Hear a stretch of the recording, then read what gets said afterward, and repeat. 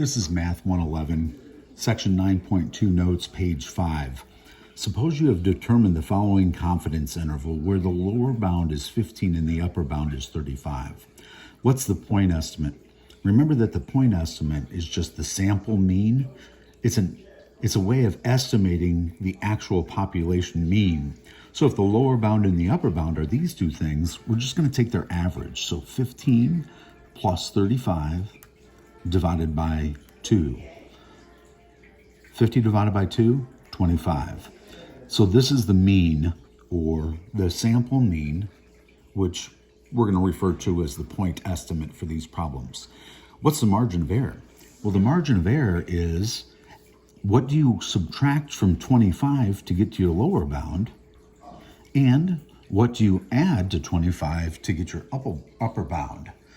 So the margin of error, capital E, is just plus or minus 10. So that's a simple example to show you where these numbers are going to come from when it gets a little bit more complicated. Next, 90% confidence interval for the mean number of hours that full-time college students sleep during a weekday is found to be this plus or minus that. So that is our estimate for the population mean, or the point estimate, and that is our margin of error.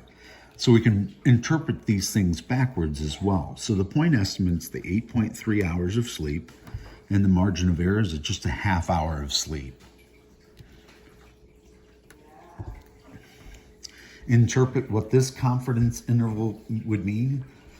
It means we're 90% confident that the true population mean number of hours that a full-time college student sleep during a weekday is between, subtract that from there, 7.8 hours, add that to that, and 8.8 hours. Lower bound, upper bound. Hopefully that makes sense. If this doesn't make sense, make sure you guys shoot me an email, okay? Rolling on to the next example. The following data represents age in weeks that babies first crawl, based on a survey of 12 mothers. Use the given normal probability plot to justify that the data is approximately normal. It's approximately normal if it lives within this range. And since all the data values are in that range, I would say yes, this is approximately normal. Why do we have to do that? Remember, how many data values would you need to assume that it's normal, no matter what the scatter plot looked like? 30.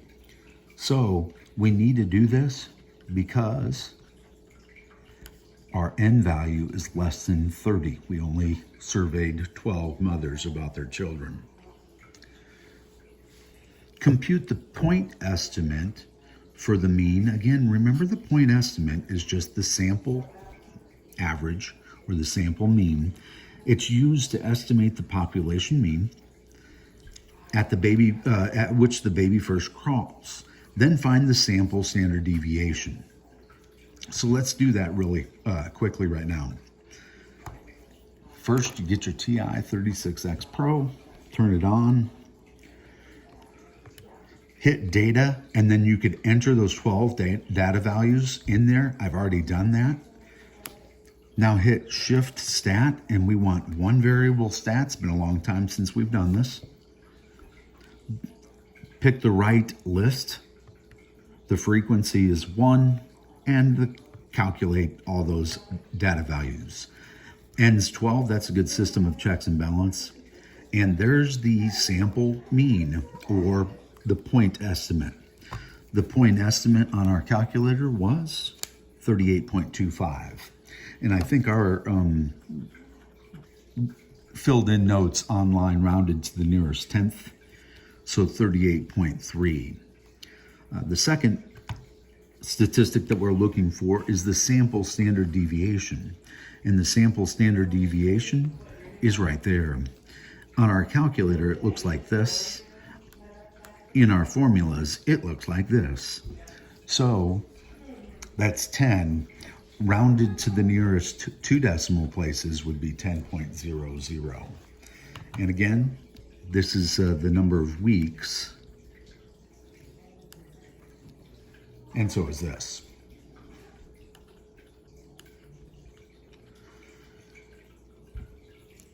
Part C, construct a 95% confidence interval for the mean age at which a baby first crawls. Here's a picture.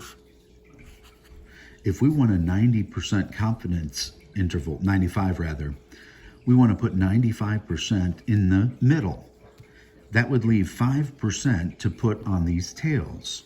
That means 2.5% and 2.5% are either tail. We can reverse look up this t-value and find this in our table.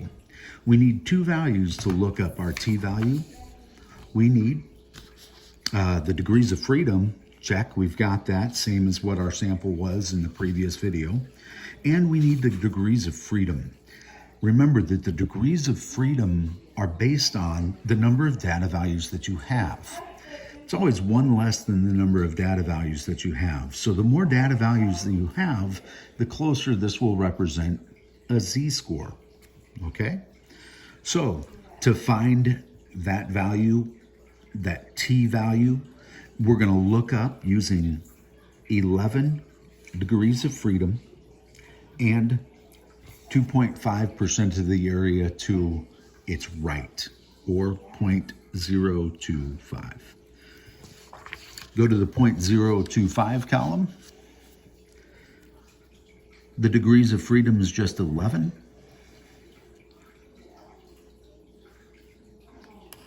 .201. 2.201. That's what we're going to replace right here and right here. 2.201. Again, you can obtain this t-distribution table. It's Appendix A-14 on our e-text. Check that page out. Okay, let's find the lower bound. We're going to take the average, 38.3. We're going to add to it that t-value that we just came up with, plus or minus 2.201. Let's take care of both of these in the same formula. The sample standard deviation, we have previously calculated it, and the square root of n being the number of data values, in this case the number of mothers we have in this problem, 12. Compute the lower bound first if you want to. That's 38.3 minus this computation to get a lower bound of 31.95 weeks. 38.3 plus this computed value there. These are stuck together with multiplication to get an upper bound of 44.65 weeks. Guys, I hope that makes sense. What does this mean? Interpret this confidence that we've found. We are 95% confident that the true population mean age at which a baby first crawls is between 31.95 weeks and 44.65 weeks. All right, guys. Good luck. If you have any questions, just shoot me an email. We'll talk to you soon.